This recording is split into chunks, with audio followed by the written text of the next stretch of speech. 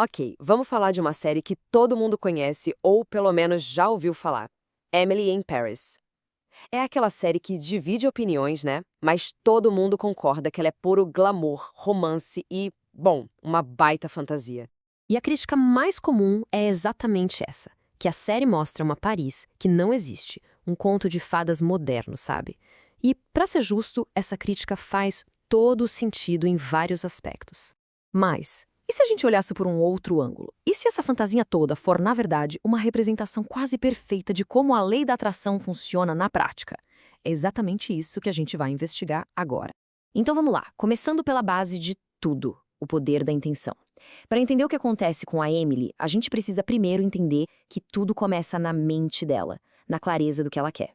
Pensa um pouco na conta de Instagram da Emily. Aquilo ali não é só para postar foto bonita e ganhar like, não. Funciona como uma ferramenta poderosíssima de manifestação. É como se fosse um quadro de visualizações, só que ao vivo, em tempo real. Cada post que ela faz não é sobre o ego, é uma projeção. Ela se coloca como uma profissional de sucesso em Paris muito antes de ser realmente aceita. Ela está projetando a imagem da vida que ela deseja e a realidade em volta dela começa a se ajustar para combinar com essa imagem. É o famoso agir como se já fosse. E isso nos leva direto para a energia dela. Sabe aquela premissa de que semelhante atrai semelhante? A Emily é um exemplo perfeito disso. A energia dela é de um otimismo que parece que nada abala. Mesmo quando ela enfrenta desprezo ou até sabotagem, ela raramente se coloca no papel de vítima. Essa habilidade de não se abalar tem o nome pivoteamento. É basicamente a capacidade de, assim que um problema aparece, mudar o foco na hora para a solução. Em vez de ficar reclamando que os colegas não gostam dela, a mente dela já pula para, ok, como a gente pode resolver isso? É uma mudança sutil, mas que faz toda a diferença. Agora, um ponto super importante. Muita gente acha que manifestar é só ficar em casa pensando positivo e esperando as coisas caírem do céu. Mas a Emily mostra que a peça-chave do quebra-cabeça é a ação inspirada. E o processo é mais ou menos assim. Ela não fica trancada em casa, ela sai, explora a cidade, vai a eventos, ela se permite curtir. E é nesses momentos de fluxo que as melhores ideias surgem. Aquela sorte de encontrar um cliente importante numa galeria de arte não é acaso, é o resultado de se colocar em movimento com a energia certa. Certo, mas a vida não é só sucesso, né? E quando as coisas dão errado?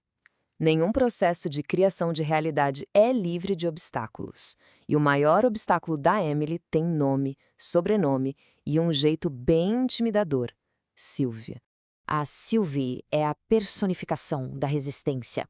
Ela é o não, é a cultura antiga que não quer mudar, é o puro ceticismo. Sinceramente, para a maioria das pessoas, ela seria o motivo perfeito para fazer as malas e voltar para casa. E aqui a gente vê um verdadeiro choque de frequências.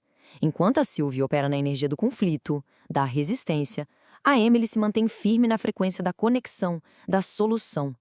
O grande truque é que ela não desce para o nível da Sylvie para brigar. E aqui está o pulo do gato. Lutar contra a resistência só cria mais resistência.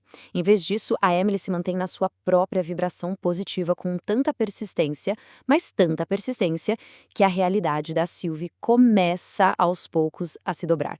A resistência vai se dissolvendo porque a Emily simplesmente se recusa a entrar no jogo do conflito.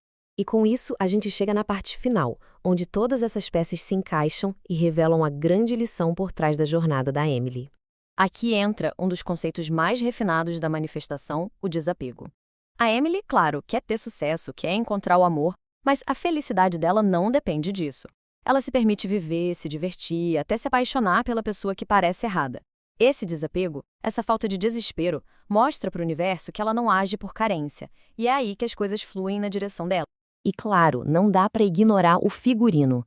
As roupas da Emily são muito mais do que só moda. Elas são uma ferramenta vibracional. Ao se vestir daquele jeito ousado, colorido, ela está mudando o próprio estado interno. Ela está agindo como se já fosse a pessoa super confiante e bem-sucedida que ela quer ser. É uma forma de elevar a própria energia. E tudo isso nos leva à ideia central desta análise. A Paris, que a gente vê na série, não é só um lugar geográfico. É uma metáfora para um estado de consciência, um campo de possibilidades, onde tudo pode acontecer.